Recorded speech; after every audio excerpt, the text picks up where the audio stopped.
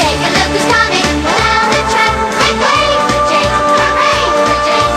Shiny, shiny paint with a jet black stack. Make way for Jake, hooray for Jake. He's the real splendid engine. Shiny, shiny engine. He's the real splendid engine. Yep. That's our James. That's James.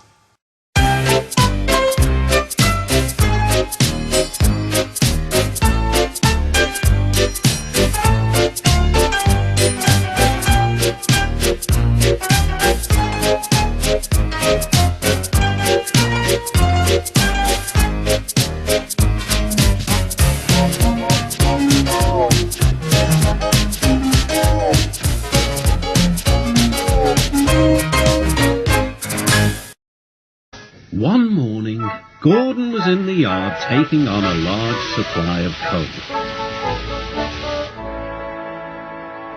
"That's the third load of coal you've had today, Gordon," said James. "Some might say you're being rather greedy." "I'm an important engine," replied Gordon. "Important engines need plenty of coal, but I doubt if you would understand that, James." James snorted and went about his work. Later, Gordon was taking on water from a standpipe because the water tower was under repair. "I wouldn't drink too much of that water if I were you, Gordon. It might give you boiler ache." "Pah," said Gordon. "What's this? Educating Gordon Day? First James and now you, Doc. Big engines have big needs. Little engines are just annoying." "Don't say I didn't warn you," laughed Doc. Later, Gordon steamed into the yard at the big station. "That's what I need," exclaimed Gordon. There, emerging out of the sheds, were 2 shiny tenders. "Now, if I had 2 tenders," said Gordon, "I wouldn't need to stop so often, and I wouldn't have to listen to silly little engines." "Those tenders belong to a visitor," replied his driver. Diesel sidled up alongside. "Everyone knows that tenders are a mark of distinction, but I'm afraid that no amount of tenders will save you in the end. We diesels are taking over, and we don't need tenders to make us important, not even one." Gordon was most upset. He was feeling just the same the next day. "I'm not happy." "I know," put in Doc brightly. "It's boiler ache." "It's not boiler ache," protested Gordon. "It's—" "Of course it is," interrupted Henry. "That water's bad. Your boiler must be full of sludge. Have a good washout, then you'll feel a different engine." "Don't be vulgar," huffed Gordon. He backed down onto his train, hissing mournfully. "Cheer up, Gordon," said the Fat Controller. "I can't, sir. Is it true what Diesel says, sir?" "What does he say?" "That diesels are taking over." "Don't worry, Gordon, that will never happen on my railway." "And one more thing, sir. Why did the visitor have 2 tenders?" "Because he lives on a railway with long distances between coaling depots." Gordon felt better.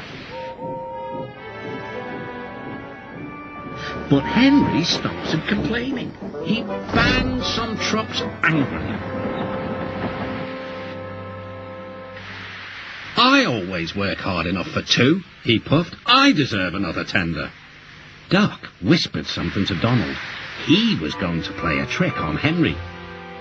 "Henry," he asked innocently, "would you like my tenders?"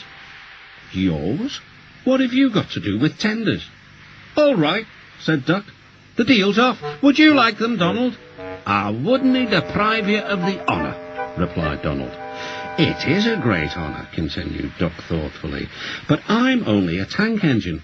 Perhaps James might." "I'm sorry I was rude," said Henry hastily. "How many tenders have you, and when could I have them?" I have 6, and you can have them this evening." "6 lovely tenders," chortled Henry. "What a splendid sight I'll be." Henry was excited all day. "Do you think it'll be all right?" he asked for the umpteenth time. "Of course," said Duck. "They're all ready now."